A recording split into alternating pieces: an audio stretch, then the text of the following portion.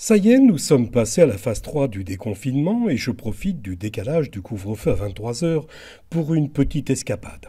Alors je vais vous faire profiter encore une fois des pépites de ma sonothèque et mon choix s'est porté cette semaine sur une émission du début de cette année. Je recevais le 12 février l'avocat Gérard Bentata. En l'écoutant, vous penserez comme moi que s'il avait été acteur dans un autre temps peut-être, il aurait pu participer à la partie de cartes du film Marius, aux côtés de Rému, Pierre Freinet, Fernand Charpin, Paul Dulac et Robert Vattier. Alors souvenez-vous, l'émission commençait comme ça. Bonjour à tous, je vais vous faire une confidence. J'aime les gens que j'invite devant ce micro, parce qu'ils ont quelque chose en plus que j'essaye de déterminer et qui les rend différents et attachants.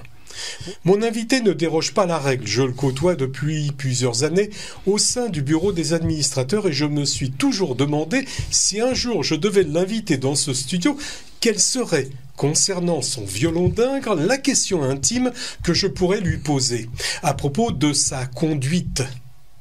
Pour vous le présenter, je dirais qu'il est rigoureux, sérieux, persévérant et sensible. Ça, c'est son métier qui l'oblige. Il est polyvalent, il est à l'écoute de ses clients, avec une grande capacité d'adaptation, nous le verrons, pour son passe-temps. Il aurait pu, dans une autre vie, être comédien de théâtre avec sa voix de stentor et un ton qui en impose, ou alors acteur de cinéma. Je le verrai très bien parce que c'est un personnage qui ne passe pas inaperçu. Il a de la présence et un physique qui intimide. Enfin, s'il porte la robe, ce n'est pas pour se déguiser ou pour un téléfilm, c'est pour la bonne cause. Gérard Bentata, bonjour. Bonjour Alexandre. Ça va? La présentation était bien, simple. Bien travaillé. Non, mais... Quand je parlais de votre conduite tout à l'heure, je faisais allusion à votre sport de prédilection que nous évoquerons dans la seconde partie de cet entretien. Pour le moment, revenons un petit peu aux sources. Vous êtes né le 25 mars 1949 à Marseille, d'un père démobilisé qui voulait prendre un bateau pour rejoindre sa famille de l'autre côté de la Méditerranée, mais qui ne fera jamais la traversée, parce qu'il a rencontré une Marseillaise. Gérard, vos parents... Est-ce qu'ils vous ont raconté comment ils se sont rencontrés? Oui, alors sur ce point, j'en ai un bon souvenir, puisque ma mère le racontait souvent. En fait, lorsque mon père, originaire d'Algérie, a été démobilisé, il a été démobilisé en métropole. Bon. Et en attendant de pouvoir réembarquer pour l'Algérie, comme tous les soldats qui avaient été démobilisés à l'époque, il avait établi son quartier général dans un bar de la Joliette qui s'appelait le bar Louis. Bon, bar Louis que les vieux Marseillais connaissent, qui n'existe plus depuis très longtemps, mais que les anciens Marseillais connaissent bien. En face donc de l'entrée du port. Et ce café était tenu par ma grand-mère, donc ma grand-mère maternelle. Bon. Et ma mère, donc, y travaillait comme serveuse, comme cuisinière, c'était après la guerre, il fallait se débrouiller, d'autant plus que ma grand-mère était veuve avec 2 enfants, quoi. Donc il fallait faire bouillir la marmite, on va dire. Bon. Et les soldats avaient pris l'habitude de se faire écrire en quelque sorte en poste restante dans ce bar.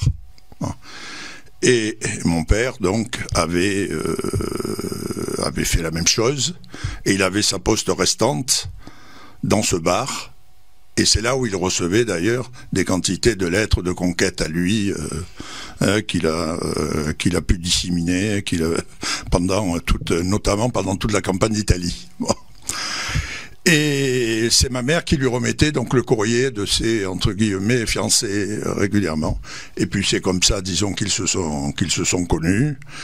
Et puis du coup, c'est pas qu'il n'est plus jamais rentré en Algérie, puisqu'il avait toute sa famille, mais disons qu'il a fait toute sa carrière, voilà, il a pas pris le bateau, et il a fait toute sa carrière professionnelle à Marseille. Alors il y a un point, je crois qu'ils étaient oranais tous les deux. Hein. Non, alors ma mère était marseillaise. Ma mère était marseillaise. C'est la grand-mère qui était oranaise. Voilà, c'est ma grand-mère maternelle qui, elle, était oranaise. Voilà. Et en quelque sorte, mon père a un peu suivi le chemin de ma grand-mère maternelle qui était oranaise et qui a passé sa vie à Marseille, finalement. Les 22 et 23 et 24 janvier 1943 à Marseille, il y a eu une rafle sur le Vieux-Port. Votre mère a réussi à en échapper, puisque vous êtes là, à se cacher.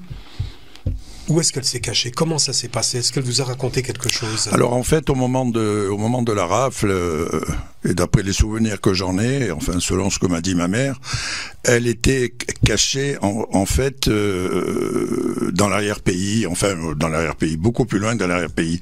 Je crois que c'était dans le Vercors ou enfin non, dans le Jura, je sais plus exactement où est-ce qu'elle était cachée, parce qu'il faut te dire, Alexandre, que ma mère, lorsqu'elle a connu mon père, est veuve donc d'un premier mariage, puisque son mari avait été déporté. Bon, et il est mort d'ailleurs à Auschwitz, son mari, voilà, après avoir été déporté.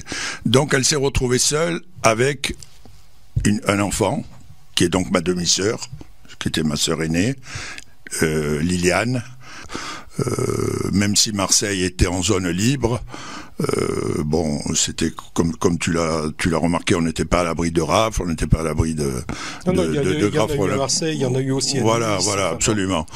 Donc, elle a pu échapper, elle, donc à la rafle, contrairement d'ailleurs à ma tante, qui était son amie intime, Camille Bentata, que la communauté connaît bien d'ailleurs. Enfin, connaissait bien, puisque maintenant elle est décédée, qui malheureusement, elle, a été raflée et déportée en cette occasion. Elle en est revenue. Et ensuite, elle est revenue à Marseille. Voilà. Dans les années 60, vous avez une dizaine d'années. De nombreuses installations et équipements ont été entrepris durant la décennie sur Marseille. Je citerai l'aménagement de la corniche avec en contrebas la plage du Prophète, ça vous dit quelque chose? Le percement du tunnel du Vieux-Port. Racontez-moi le Marseille de votre enfance. Vous avez 10 ans. Comment c'était Marseille? Le Marseille de mon enfance, c'était... j'en ai un souvenir merveilleux. J'en ai vraiment... je crois que je peux dire que j'ai eu une jeunesse à Marseille extraordinaire, puisque on sortait de l'école, je me rappelle. On allait se baigner du côté du Vieux-Port. Il y avait un endroit qui s'appelait les Pierres Plates. On avait 9 ans, 10 ans, 11 ans, mais il y avait aucune crainte. Les parents nous laissaient aller, nous laissaient venir. On était libre comme l'air. Rarement, non. On allait surtout pour batifoler dans l'eau. Après, à la fin des classes, disons, à la sortie des écoles.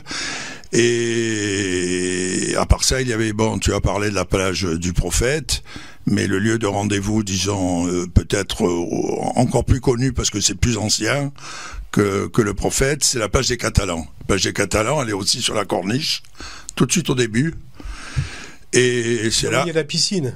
Oui, c'est mitoyen à la piscine du Cercle des Nageurs, d'ailleurs. Voilà, exactement, c'est exactement ça.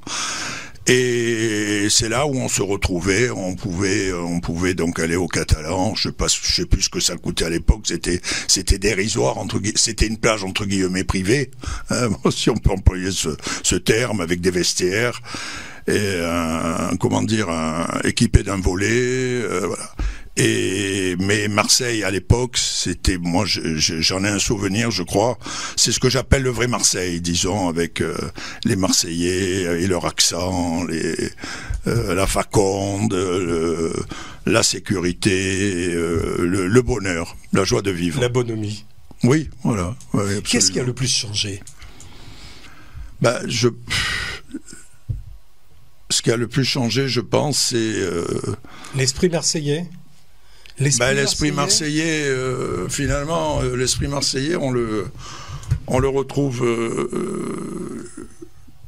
qu'en un seul endroit, je pense, hein, actuellement. Et encore qu'il a beaucoup changé, c'est au stade. Au stade Vélodrome, voilà, il y a une communion, je veux dire, il y a une union entre les spectateurs. Je veux dire, entre oui, les Marseillais. Il n'y a pas de différence entre voilà, jeunes, pas de différence, vieux, les jeunes, riches, les vieux, moins riches. Voilà, absolument. Tout le monde est là pour faire la fête, pour voir son équipe gagner. D'où la passion et les problèmes que ça entraîne d'ailleurs régulièrement pour les dirigeants de cette équipe, hein, puisque bon, à Marseille on exige des résultats et les résultats on le voit actuellement ils sont loin d'avoir été obtenus.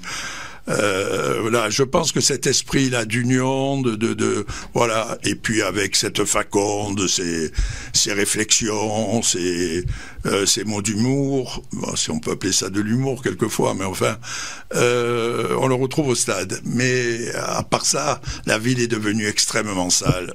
Faut dire ce qui est. Nous, j'y vais encore régulièrement quand je veux aller au stade.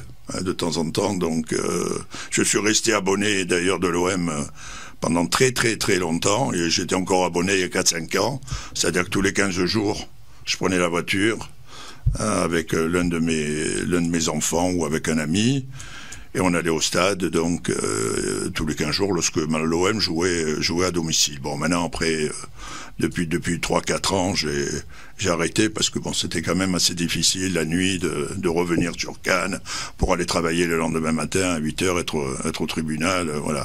Donc, mais c'est vrai que cet esprit, on va dire qu'on le retrouve encore au stade. Mais en dehors de ça, la ville est devenue sale, elle n'est pas sécurisée. Bon, la population, il faut dire ce qui est, elle a énormément changé. Ça n'a plus rien du Marseille des années 60. Quelle était la profession de vos parents, en fait? Alors mes parents, voilà, mon père a fait toute sa vie dans le commerce de la viande, hein, puisque son père, donc mon grand-père paternel, était boucher à Oran. Tous ses enfants, hein, puisqu'ils sont une famille, ils étaient 4 frères et deux sœurs. Les 4 frères était donc boucher en Algérie, hein, dont mon père. Bon, sauf que lorsque il a été démobilisé, qu'il est resté en France, plutôt que de rentrer, donc il n'est pas rentré en Algérie, mais il s'est associé avec l'un de ses frères qui lui était en Algérie, et il lui a envoyé donc de métropole la viande, voilà, que mon père faisait abattre dans les abattoirs de métropole. Une question comme ça en passant. Oui. Il savait enlever le nerf sciatique? Ah, il savait. Donc on pouvait bien manger, alors. Absolument. Et il a commencé donc sa vie, toute sa vie, il a été dans le commerce de la viande, mais ce que je veux dire, c'est que c'est puisqu'il a travaillé jusqu'à 82 ans, les 30 dernières années de sa vie, par contre, il a fait du cachère, exclusivement du cachère, et il alimentait les boucheries cachères de Marseille et de sa région, puisque je crois qu'à une époque, il fournissait, me disait-il, plus de 80% de la viande cachère qui se vendait à Marseille. Alors on fait un bond, Gérard Bentata, de 10 ans. Voilà, on est dans les années 70, vous avez 20 ans, vous faites vos études à Aix, cette fois-ci. Comment s'organisait, entre Aix et Marseille, comment s'organisait la vie juive? Alors, la vie juive ou la vie des jeunes? On verra après la vie des jeunes. C'est surtout la vie juive déjà au départ. La vie juive, voilà. Alors il y avait un centre communautaire très très connu à Marseille, voilà, Edmond Flegg. Voilà, donc c'était le centre de la vie juive pour la Impasse du Dragon. Bravo, voilà. Donc c'était juste derrière la grande synagogue de la rue Breteuil, où j'ai d'ailleurs fait ma bar mitzvah je sais plus, donc en 62, voilà, j'ai fait ma bar mitzvah. Et les mouvements communautaires ont toujours été très très importants, hein, à Marseille. Il y avait une communauté, surtout après l'arrivée donc des Pieds Noirs d'Algérie. Donc il y avait une vie communautaire très très très dense et très poussée. Ouais. Alors maintenant, Gérard, si je vous dis Salvador Adamo, Franck Alamo, Marcel Amont, Paul Anka, Richard Anthony, Hugo Frey, Alain Barrière, Guy Béard, Gilbert Bécaud, Lucky Blondeau, Georges Brassens, Jacques Brel, voilà quelques-uns simplement, mais je pense que vous devez en avoir d'autres dans votre esprit. Qu'est-ce que ça évoque pour vous? Ah ben je pourrais en rajouter beaucoup. Hein, Eh ben, ça évoque justement cette période où j'ai vécu à Marseille, voilà, où j'allais danser. Et puis à l'époque, on dansait aussi quand on était plus jeune. Hein. Je ne sais pas vers quelles années tu te situes. Dans les années 70, 75. Voilà, bon, dans les années 70, on dansait aussi le dimanche après-midi. Je me souviens très bien, on allait dans des booms, ou on allait dans des arrière-salles de café, ou des disques, donc des chanteurs, notamment des chanteurs que tu as indiqués, passaient, et on se retrouvait là. Donc le samedi soir, on allait effectivement dans des boîtes de nuit. Oui, il y avait les Beatles qui commençaient à ce moment-là aussi. Et le dimanche, on se réunissait donc souvent, soit dans ces arrière-salles de bars, peu importe, qui organisaient donc en quelque sorte qui s'organisaient en dancing. Soit on se retrouvait au bar Pierre. Le bar Pierre, c'est un bar en face à la préfecture de Marseille, où on se retrouvait devant un bar tabac dont j'ai oublié le nom, qui était sur le Vieux-Port. Et là, on attendait... La Samaritaine. Non, c'est pas ce nom. Ça me reviendra peut-être plus tard. Et là, on était très, très, très nombreux, par dizaines. On attendait d'apprendre, par une information plus ou moins exacte, qu'une boum avait lieu à tel et tel endroit. Et on se présentait, donc dès qu'on avait une adresse, on se présentait dans cet endroit sans avoir été invité. Voilà. Et franchement, ça s'est toujours très très bien passé. Et c'était ça. C'était le samedi après-midi et le dimanche après-midi. On était soit au bar Pierre, soit dans ce bar tabac là, dont je te parle, sur le Vieux-Port. Et on attendait une information. Et dès qu'on savait qu'on disait il y a une boum à tel endroit, on cavalait tous à cet endroit pour y assister. À Paris, il y avait la même chose. C'était Place de République et c'était la toile d'avion. C'était le rendez-vous de tous les Juifs qui étaient derrière. Le samedi soir et le dimanche. Voilà. Et moi d'ailleurs, pour les booms aussi. J'ai eu le revers en quelque sorte j'ai été puni par là où j'ai péché, puisque je me suis invité dans de très très nombreux endroits en quelque sorte d'autorité, mais un jour mes parents s'absentaient, avaient pris une semaine de congé, et moi je trouvais que c'était du pain béni, si j'ose dire, pour moi, qu'ils partent en me laissant l'appartement. On avait un très grand appartement au Paradis à Marseille. Voilà. Et lorsqu'ils m'ont demandé si je voulais partir en vacances avec eux, et avec ma plus jeune sœur, je leur ai dit non, que je ne sais plus quel prétexte j'avais trouvé, certainement réviser un examen ou un contrôle, un truc monté de toutes pièces, quoi, une excuse montée de toutes pièces. Et j'en ai profité, donc pendant qu'ils n'étaient pas là, pour organiser chez moi une boum qui a duré 3 jours, enfin qui devait durer 3 jours, puisque mes parents partaient une petite semaine, donc du moment où ils partaient et en se gardant une marge de sécurité, c'était 3 jours, jour et nuit. Bon, sauf que ça s'est su, évidemment, tout le monde... Et les parents sont venus. Non, c'est pas ça, non, les parents étaient loin, hein, ils étaient très loin, mais les gens sont venus par centaines. Et donc, je me rappelle... C'est pire que les réseaux sociaux. Pourtant, il n'y avait pas les réseaux sociaux. Pire que les réseaux sociaux.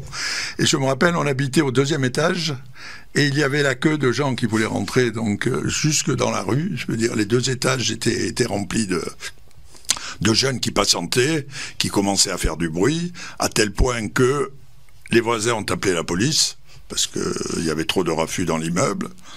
On a tous, enfin j'étais avec mes cousins, on a tous été embarqués au poste de police, pour déposition. Pendant ce temps, l'appartement est resté seul. Bon, entre guillemets, les prétendus invités s'en sont donnés à cœur joie du point de vue dégâts et du point de vue vol, je veux dire, puisque l'appartement avait été laissé à l'abandon pendant qu'on avait été ramassé et envoyé en quelque sorte au commissariat. Voilà. Et quand mes parents sont rentrés, bien sûr, ils ont eu la surprise. La très très mauvaise surprise. Ça s'est bien passé quand même. Oui. Voilà. Gérard Bentater, je le disais tout à l'heure, vous avez commencé vos études à Aix et vous les avez terminées donc à Nice. En 1975, vous obtenez le CAPA, le certificat d'aptitude à la profession d'avocat, et vous passez l'examen du barreau, ce qui vous permet depuis d'exercer. Quand on a prêté serment, que l'on enfile la robe pour la première fois pour plaider, quels sont les sentiments qui vous animent et à qui vous avez pensé à ce moment-là? Vos parents, peut-être? Oui, on pense exactement, on pense à ses proches, hein, je veux dire, à ses proches, c'est-à-dire les parents étaient fiers. Les parents. Le père était fier. Ah, le père était bon. Surtout cette génération, disons, qui n'a pas pu faire d'études, même si c'est une génération de gros travailleurs. Mais bon, cette génération qui n'a pas pu faire d'études voyait en quelque sorte l'aboutissement à travers les enfants des études qu'ils n'ont pas pu faire, quoi. Voilà. Bon. Et c'est vrai que bon, mon père était animé d'un grand sentiment de fierté, ma mère peut-être encore plus. Et d'ailleurs, toute la famille avait assisté à ma prestation de serment. Au-delà, je veux dire, de mes parents, mais mes oncles, mes tantes, mes cousins, mes cousines étaient venus à Aix-en-Provence, puisque c'est là qu'on prête serment lorsqu'on a obtenu le CAPA, quelques semaines ou quelques mois après. On va prêter serment devant la cour d'appel, devant le premier président de la cour d'appel, devant l'avocat général, etc. Voilà. Et bon, en général, les parents viennent, hein, évidemment les proches, quoi. Et même moi, toute ma famille, on va dire, toute la famille était là. Donc c'est un sentiment effectivement de fierté, mais de fierté, comment dire, de satisfaction par rapport à ses propres parents, quoi. Voilà. Hein, en disant bon, ben on est content d'avoir pu d'avoir un fils qui a réussi. Oui, enfin, à leurs yeux, en tout cas, c'était ça. Voilà, à leurs yeux, c'était avoir un fils. Bon, on le sait bien, hein. Y a beaucoup de blagues juives qui courent là-dessus. Hein. Mon fils est avocat, ou il est médecin, ou il est voilà. Bon, on sait bien. Et après, il faut choisir confection pour homme ou confection pour femme. Voilà, exactement. Gérard, vous avez créé votre propre cabinet en 1981. Votre devise, et je la lis: pour proposer à Cannes et sa région une réelle structure spécialisée en droit des personnes et de leur patrimoine, ainsi qu'en droit commercial, de façon à accompagner les divers acteurs économiques de la région. Ouf, en français, ça veut dire quoi? Une traduction. En traduction très rapide, c'est-à-dire s'occuper au mieux des intérêts soit patrimoniaux, soit civils, soit familiaux, disons de nos clients, leur offrant une certaine compétence, on va dire, sans faire preuve de fausse modestie, mais enfin ça fait 45 ans que j'ai ouvert, que je professe, hein. Donc je veux dire, on a une certaine quand même compétence. Cette compétence, elle s'est en quelque sorte actualisée grâce aussi à la présence de l'un de mes fils, Grégory, donc qui travaille avec moi maintenant depuis 4 ans. Donc on leur offre compétence, rigueur et je pense passion. Voilà. Passion. C'est un petit peu la manière dont je vous ai décrit tout à l'heure. Peut-être, oui. De tout temps, et c'est la deuxième partie maintenant de cette émission, vous avez aimé les belles voitures. Lesquelles vous avez fantasmé finalement? Lesquelles vous avez aimé? Lesquelles vous avez conduites? En fait, Alexandre, lesquelles vous avez achetées? Voilà, il y a beaucoup de questions dans la question. En fait, Alexandre, je suis amoureux de toutes les voitures. Je veux dire, de la plus modeste à la plus belle. Je veux dire, je suis un passionné par tout ce qui se conduit. Et même au-delà, je veux dire, des voitures, j'avoue que l'un de mes rêves est de conduire un bus. Voilà, j'aimerais un jour avoir l'occasion de conduire. Voilà, par rapport à ce que je pratique habituellement, ça n'a rien à voir. Mais bon, voilà, une pelle mécanique. J'ai conduit des pelles mécaniques. Je suis passionné par tout ce qui se conduit. Voilà. Donc les voitures, encore une fois, de la plus modeste à la plus belle, j'adore. D'ailleurs, lorsqu'il m'arrive de me déplacer, de louer une voiture, j'essaie toujours de prendre une voiture que je connais pas, de façon à justement l'essayer, et pouvoir me faire une opinion sur l'auto en question, quoi. Voilà. Alors les voitures que j'ai possédées, j'ai commencé par une Peugeot 204, je crois. Oui, c'est ça. 203 Non, 203, non, 204. 204, oui. Oui, voilà, 204, qui était la voiture de ma mère d'ailleurs, qui, en quelque sorte, je me la suis accaparée. Je l'ai tout de suite fait transformer par un préparateur qui m'a ajouté quelques chevaux, qui a trafiqué un peu le moteur de façon à ce qu'elle soit un peu plus puissante. Après, je suis passé de mémoire, j'ai eu quelques Mini, des Mini Cooper. J'ai eu une BMW 2002. Je sais pas si ça te parle. Oui. Voilà, une BMW 2002. Et la calandre était assez spéciale. Oui, voilà, oui. Après, j'ai eu quoi? Oui, j'ai eu une Porsche 924. C'est une fausse Porsche, en fait. C'était une Porsche avec un moteur Volkswagen. Voilà, un 4 cylindres, mais qui avait une ligne fantastique. C'est une très belle auto. Je me rappelle, de couleur rouge Ferrari. Elle était superbe avec le toit ouvrant. Après, j'ai beaucoup aimé à une certaine époque, et j'aime encore, les voitures anglaises. Voilà, les voitures anglaises. Triumph, Vauxhall. Non, surtout les Jaguars. Voilà, à cause du cuir, le bois. Martin. Ah bon, Aston Martin, c'est encore autre chose. Si tu veux, on pourra en parler après d'Aston Martin. Bon, James Bond. Voilà, lorsqu'on se range des voitures, on peut prendre une Aston Martin, tu vois, parce que c'est souvent source de problèmes. Donc il faut pas en avoir un usage trop important, disons, d'une Aston Martin, voilà. Et puis c'est très onéreux. Qui pouvait la conduire. C'est très onéreux aussi comme entretien. Donc bon, mais c'est vrai que Ferrari, ça fait rêver. Ferrari, ça fait rêver parce que c'est un autre monde. Voilà, c'est un autre monde. J'ai eu l'occasion d'en conduire. Je sais que je mettrai jamais le doigt là-dedans parce que c'est encore une fois, c'est les concepteurs et les ingénieurs de chez Ferrari. Ce sont pas des ingénieurs. À mes yeux, ce sont des magiciens. Je veux dire, ils arrivent à faire des choses fantastiques. Je veux dire, c'est une marque à part, Ferrari. Alors, on a vu toutes ces marques de voitures. Qu'est-ce que ça évoque dans votre imagination? Des images, des sons, des odeurs? Ben disons que ça évoque plein de choses parce que, comme je te l'ai dit, bon, moi j'ai toujours adoré les voitures. Quand j'avais 18, 19, 20 ans, j'allais voir passer les rallyes dans la région marseillaise. Il y avait le rallye Provence, le rallye Pétrole, le rallye Monte-Carlo. On venait jusqu'ici dans l'arrière-pays niçois. À l'époque, j'habitais Marseille. On était frigorifié la nuit et on tapait du pied pour essayer de se réchauffer et juste pour voir passer les voitures du rallye. Vous étiez dans les virages? Oui, on était voir déraper. Oui, exactement, aux endroits les plus les plus sensibles. Caractéristiques. Voilà. Donc voilà, il y a cette odeur, il y a effectivement une ambiance, il y a une passion, quoi.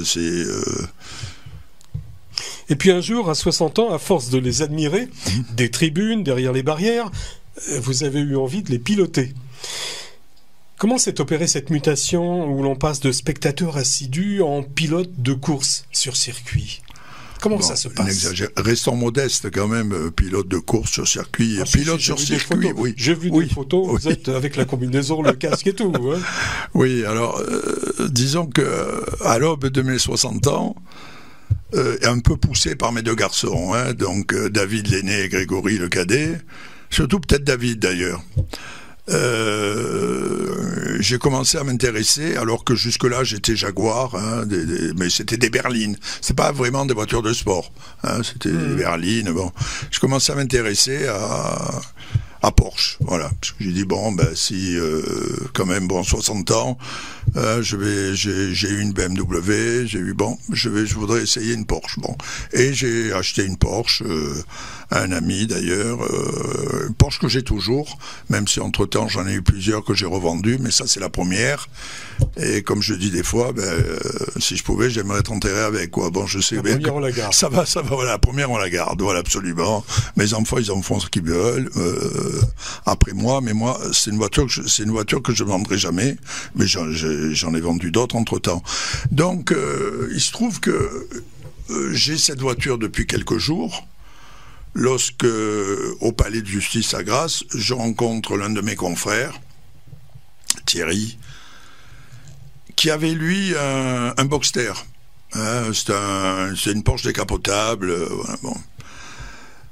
C'est une deux places. Deux places, voilà, absolument. Voilà, c'est pas, voilà, moi j'avais acheté une 911, lui c'était le modèle Boxster, voilà. 911, c'est-à-dire qu'il y a un petit peu de place à l'arrière. Voilà, mais il faut être plié en 4 voilà. Et sur le côté. Disons que la 911, c'est le modèle le plus emblématique de chez Porsche, quoi. Voilà.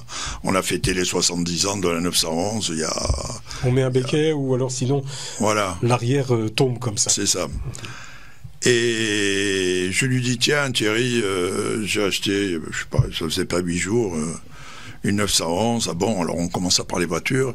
Il me dit, écoute, tu devrais, il y a une réunion là au Castellet, que le circuit Paul Ricard, donc dans le Var, de porchistes, tu devrais y aller, tu vas voir, on rencontre plein de gens sympas, et puis le circuit, tu vas voir, c'est très plaisant de conduire sur un circuit. Je dis, mais en fait Thierry, attends, on a la voiture depuis 4 jours ou 5 jours, bon, à part aller la chercher chez l'ami qui me l'a vendue, l'amener au garage, et puis avoir été chercher les enfants à droite. Il fallait pas la rayer. Hein. Voilà, surtout, j'ai dit, qu'est-ce que je vais aller faire sur le Castellet, bon, surtout que j'avais assisté à des grands prix au Castellet, pour moi ça me semblait vraiment insurmontable.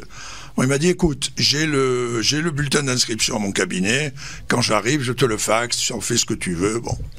Et donc, quelques heures après, j'ai reçu ce bulletin d'inscription, j'en ai parlé à mon fils David, et on s'est dit, non, quand même, on va pas aller, qu'est-ce qu'on va aller faire, on va être ridicule au Castellet.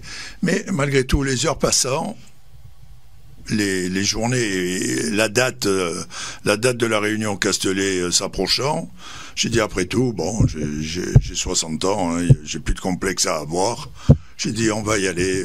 Donc je dis à mon fils David, écoute, je m'inscris, j'envoie le bulletin, voilà. Et nous voilà que 3 ou 4 jours plus tard, alors que encore une fois on avait acheté la Porsche. Il y avait à peine quelques jours, nous voilà au Castellet. Bon, alors je pense que là on a quand même eu un peu l'intelligence de prendre quelques cours de pilotage quand même avant de se lancer, disons, sur la piste. Voilà, ça c'est la première chose. La deuxième chose, c'est que le Castellet est à mes yeux un des plus beaux circuits, disons. Bon, je suis loin d'avoir fait tous les circuits d'Europe et encore moins du monde, mais c'est un circuit en tout cas extrêmement sécurisé. Voilà, dans lequel on se sent en sécurité. Pourquoi ? Parce que il y a tout, je veux dire, sur les 5 km 8 du circuit, aussi bien dans les lignes droites que dans les virages, il y a des aires de dégagement. Donc s'il t'arrive de sortir, parce que ça nous arrive à tous, de sortir de la piste, tu pars dans des aires de dégagement. Donc il y a des gravillons. Voilà, exactement. Il n'y a même pas des gravillons. Il y a, comment dire, trois revêtements successifs différents. Le premier, si tu veux, revêtement, il te freine la voiture. Le deuxième revêtement, il est encore plus rugueux, il freine encore plus la voiture. Et le troisième, il est tellement rugueux, c'est qu'il t'arrache les pneus, mais tu t'arrêtes, tu vois, tu n'as plus de pneus, voilà. Donc, c'est un circuit que j'aime beaucoup parce que justement, d'abord, il est très rapide et j'aime la vitesse, bien sûr. Bon, autrement, je pratiquerai pas ce sport. Et surtout, encore une fois, on se sent en sécurité. J'ai roulé des dizaines de fois au Castellet. Je n'ai pas, à ma connaissance, pas moi, mais je connais des gens qui ont abîmé des voitures, mais personne ne s'est jamais fait mal au Castellet. Pourtant, j'ai dû rouler des dizaines de fois. Gérard Bentata, nous arrivons à la fin de l'entretien. J'ai encore 2 petites questions. La première, qu'est-ce que vous retenez de votre parcours? Pas le parcours du Castellet, hein, Oui. votre parcours de vie. Hein. Je pense que j'ai fait partie d'une génération privilégiée. Voilà, très privilégiée, surtout maintenant avec le recul de l'âge par rapport à ce que je vois aujourd'hui. Je veux dire, bon, on n'a pas eu de guerre. Je veux dire, nous, bon, moi, je suis né en 49, on n'a pas connu la guerre, contrairement à nos parents, je veux dire, et à d'autres générations avant eux. Bon, donc, on n'a pas connu la guerre. On a connu la libération sexuelle, c'est-à-dire ce qui est quand même à notre époque. Bon, on n'a pas connu le sida. On n'a pas connu le chômage. J'allais y venir. On n'a pas connu le chômage parce que c'était les 30 glorieuses, comme on les appelle. Donc je pense qu'on a été une génération, et je fais partie de cette génération privilégiée. Bon, alors peut-être que les jeunes ne s'en rendent pas compte aujourd'hui, parce qu'ils vivent effectivement dans leur monde, et quand on leur parle de notre époque, on passe pour de vieux ringards, de vieux croulants, mais je n'échangerai pas, mais alors, je veux dire, une journée que j'ai vécue dans ma jeunesse contre un mois aujourd'hui, dans la vie d'aujourd'hui. Quel conseil avez-vous essayé de transmettre à votre fils? Mes enfants, que ce soit David qui est opticien ou Grégory qui travaille avec moi, c'est la rigueur. Voilà, la rigueur dans leur métier déjà. Voilà, être rigoureux, avoir le sens de la précision. Au point presque d'en devenir un peu méticuleux. Voilà, et être dans nos métiers respectifs, et bien sûr, au service de l'autre. Voilà. Merci Gérard Bentata. Merci de nous avoir fait partager tout au long de cette émission 2 passions, le barreau et le volant. Merci Gérard. Merci à toi Alexandre. Et à la prochaine fois. Volontiers.